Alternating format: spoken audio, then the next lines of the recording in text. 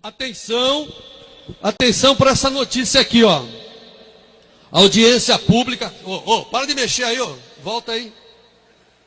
Cadê? Aqui. Audiência pública debate a Convenção 169 da OIT que cria estados independentes e desligados do governo brasileiro. É um palavreado difícil de entender? Preste atenção nisso. É isso que eles querem. Não despertar a nossa atenção e fazer as coisas tudo às escondidas. Vocês sabem o que eles estão querendo fazer? No dia 24 de julho, no dia seguinte, no dia de São João, São João é 24 de junho, 24 de julho, acabou a Copa? Acabou a Copa. 24 de julho, vence o prazo de uma assinatura que o governo fez lá atrás. Assinou um convênio com a OIT, Organização Internacional do Trabalho. Aí correu o prazo, ninguém se despertou. Agora está terminando a prorrogação do segundo prazo, segundo tempo. Dia 24 de julho, o Brasil e 17 países em todo o mundo vai criar, no Brasil, 56 territórios indígenas. Não são reservas. Não sei se vocês estão entendendo. Estarão sendo criados, dentro do território brasileiro, 56 territórios indígenas, 56 países dentro do nosso país. Fizemos uma reunião, porque a gente não sabe bem, nós estamos atrás dessas informações. Fizemos uma reunião lá na redação anteontem, e o silêncio foi igual ao de vocês. O pessoal ficou me olhando assim, não deve ser verdade. Eu também, quando olhei a notícia, quando o deputado lá de Roraima, fugiu lá, vou lembrar já, me falou isso, estava lá no AgriShow, falou, passou assim, ó, cuidado com aquilo, eu também não entendi nada, falei, o que será que ele está falando? Aí anteontem nós fizemos uma reunião de pauta sobre isso, também os jornalistas ficaram assim assustados, ninguém quis acreditar, falei, mas é uma assinatura do país, do Brasil, lá na OIT, que é um órgão da ONU, lá em Genebra, dia 24 de julho, nós vamos, já concordamos, passa a valer a criação de territórios indígenas. Então assim, não sei se no Paraná, aqui em Assis vai acontecer isso, mas aquele território Guarani vai ser criado, gente. Por isso que eles estão avançando, por isso que eles estão fazendo tudo isso que estão fazendo, parece que não tem meio, parece que ninguém contém, parece que ninguém segura, porque eles estão baseados lá na ONU, nós aprovamos, nós aceitamos. Nós não, vocês não, mas os nossos representantes de governo aí, eles estão baseados num princípio dos direitos históricos dos índios. Então assim, tudo é deles. Por isso que eles estão fazendo isso. Você pode ir à justiça, você pode chegar lá no Supremo, como aconteceu na Raposa Serra do Sol. Quando chega naquelas condicionantes, cai tudo por terra, a nossa Constituição, as nossas leis, porque vigora os direitos históricos. Então, como assim? Então temos que todos irmos embora, né? Vamos para a Europa, às nossas origens, e deixar para eles. Porque, pela lógica, não adianta o cara dizer assim, olha, eu vou criar aqui um território lá na chamada Cabeça do Cachorro, lá na ponta, lá em cima da Amazonas. Lá na Colômbia, onde tem, né, aqueles traficantes de cocaína. Tá? O Exército está muito preocupado com isso, porque todos esses territórios vão estar nas nossas divisas. Você não vai poder entrar nesses territórios. Não entra deputado, não entra ninguém. É um outro país. E se esse país decretar independência e pedir apoio para os americanos, para os russos, para os cubanos, não importa. Os brasileiros não têm a dimensão do que está acontecendo. Nós estamos aqui, que nem uns tontos, para dizer a verdade, que nem uns quixotescos, que nem um Quixote, tentando alertar a sociedade brasileira. Preste atenção nisso. A palavra para o novo deputado Jair Bolsonaro, ilustre representante do Rio de Janeiro nessa casa. Senhor presidente, infelizmente, no final do governo Lula, em convenção na ONU, foi produzido um documento onde ele está bem explícito a autodeterminação dos povos indígenas. E esse documento, né, será ratificado agora em julho e daí virá ao Congresso. E caso nós venhamos aprovar isso aqui, o ano que vem, espero que não aconteça, né, nós poderemos aqui criar mais de 200 de nações dentro do Brasil, em especial Yanomami e Raposa Serra do Sol. Nesta convenção, inclusive, senhor presidente, ela veda o ingresso de tropas militares nessas áreas demarcadas. Essas áreas, comparando-as com o mapa metalogenético, são as mais ricas do mundo. Nióbio, ouro, bauxita, estanho, além da biodiversidade, além da água potável, além, lógico, desses grandes espaços vazios. Então nós podemos aqui nos transformar aqui num grande problema ao demarcarmos ou ao porventura viemos a ratificar esta convenção da ONU. E a matiz do Congresso o ano que vem é que decidirá se o Brasil ratificará ou não essa convenção. Por isso, a grande preocupação por ocasião dessas eleições agora de outubro. Muito obrigado, senhor presidente. O Brasil está a 3 passos de uma guerra civil. Escrito por Coronel do Exército, Gélio Frigapani. Domingo, 23 de junho de 2013. Os rumos que seguimos apontam para a probabilidade de guerra intestina. Falta ainda homologar no Congresso e unir as várias reservas indígenas em uma gigantesca e declarar sua independência. Isto não poderemos tolerar. Ou se corrija a situação agora ou nos preparemos para a guerra. Quase tão problemática quanto a questão indígena é a quilombola. Talvez desejem começar uma revolução comunista com uma guerra racial. O MST se desloca como um exército de ocupação. As invasões do MST são toleradas, e a lei não é aplicada. Os produtores rurais, desesperançados de obter justiça, terminarão por reagir. Talvez seja isto que o MST deseja, a convulsão social. Este conflito parece inevitável.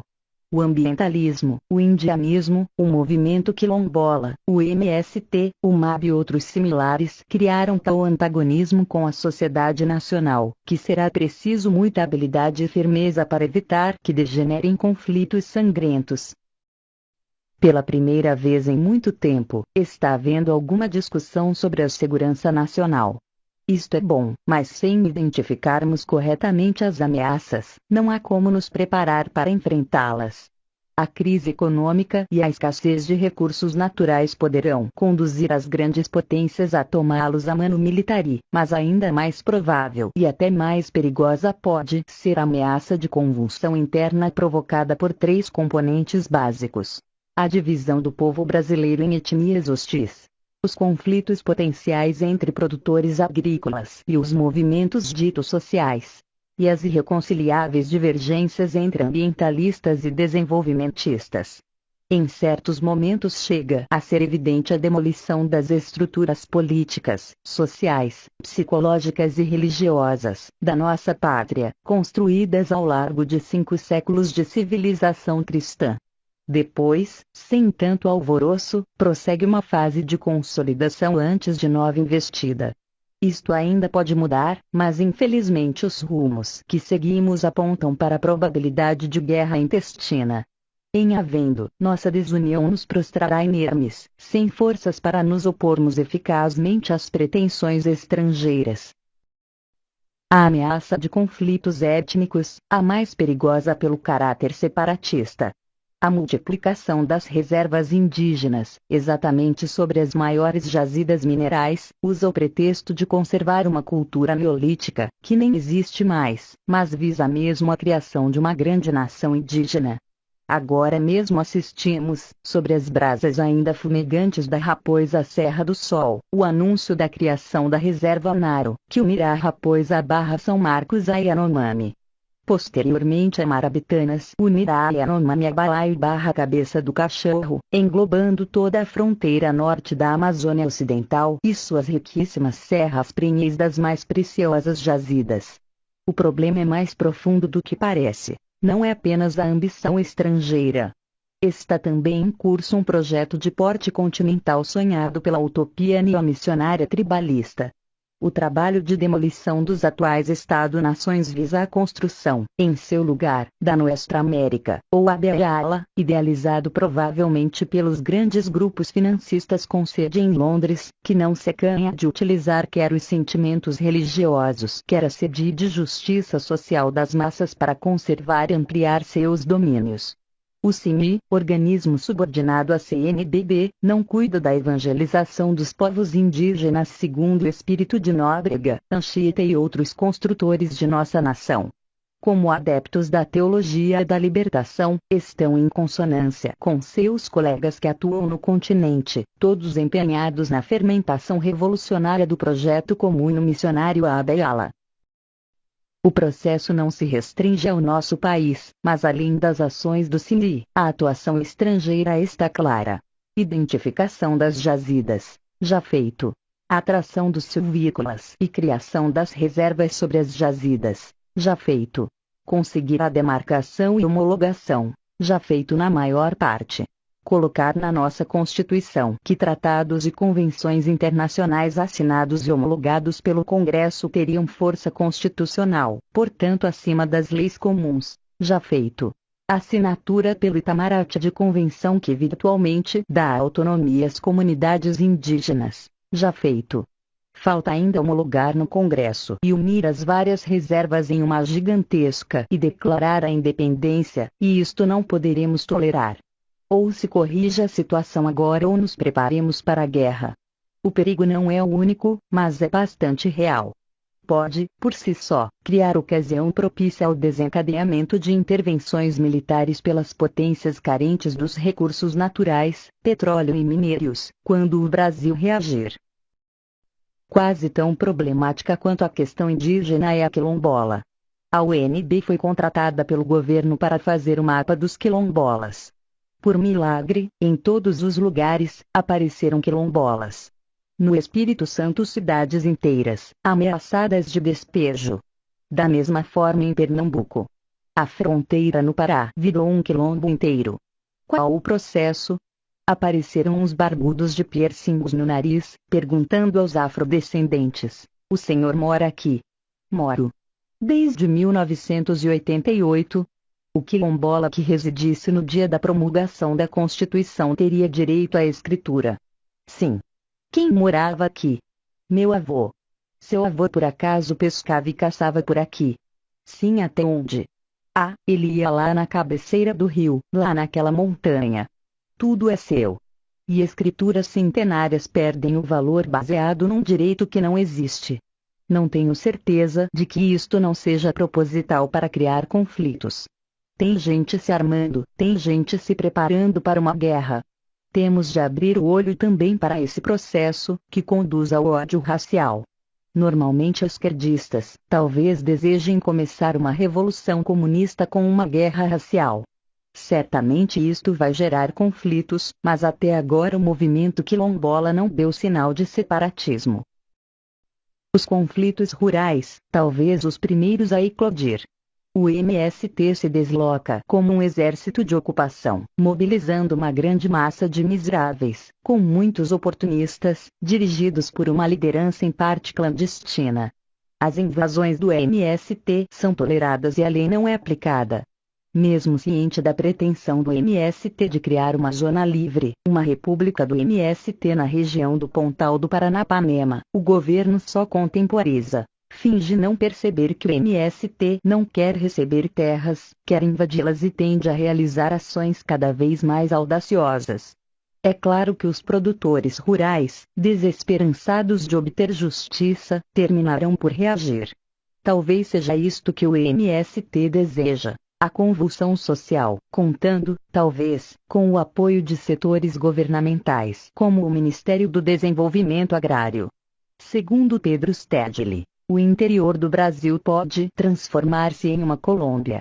A situação sairá de controle, haverá convulsões sociais e a sociedade se desintegrará. Este conflito parece inevitável.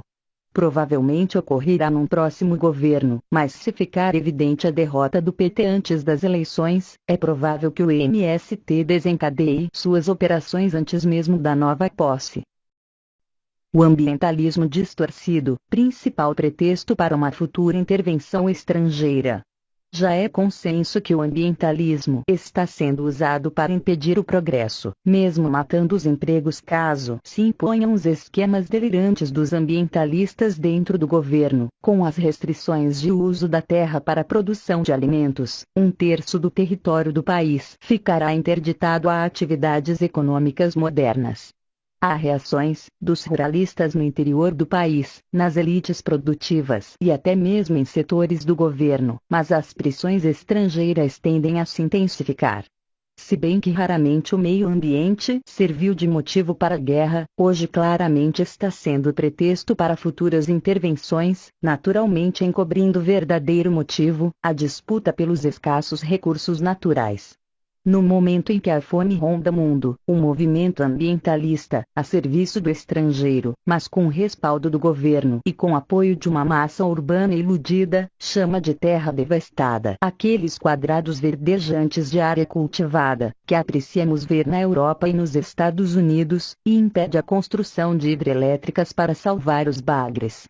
Com a entrada da Marina Silva na disputa eleitoral, nota-se, lamentavelmente, que todos os candidatos passaram a defender o ambientalismo, sem pensar se é útil para o país.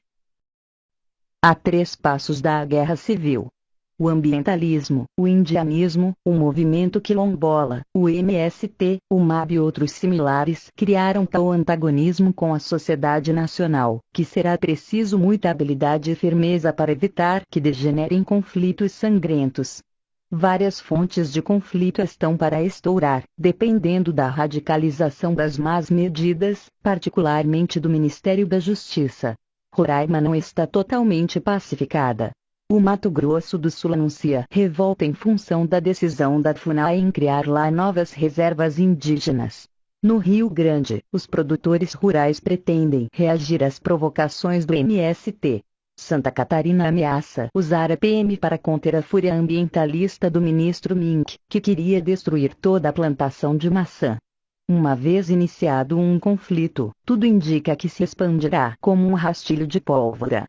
Este quadro, preocupante já por si, fica agravado pela quase certeza de que, na atual conjuntura da crise mundial, o nosso país sofrerá pressões para ceder suas riquezas naturais, petróleo, minérios e até terras cultiváveis, e estando dividido sabemos o que acontecerá, mais ainda quando uma das facções se coloca ao lado dos adversários, como já demonstrou o MST no caso de Itaipu. Bem, ainda temos forças armadas, mas segundo as últimas notícias, o Exército, que é o mais importante na defesa interna, terá seu efetivo reduzido. Será proposital. Que Deus guarde a todos vocês. O coronel Gélio Frigapani é escritor, atuou na área do serviço de inteligência na região amazônica, elaborou relatórios como o do GITAM, Grupo de Trabalho da Amazônia. Fonte: Conservadorismo Brasil. Em 23 de junho de 2013. Endereço na internet: http://conservadorismobrasil.blogspot.com.br. Brasília, 26 de fevereiro de 2014. Produzido por Dael Plus.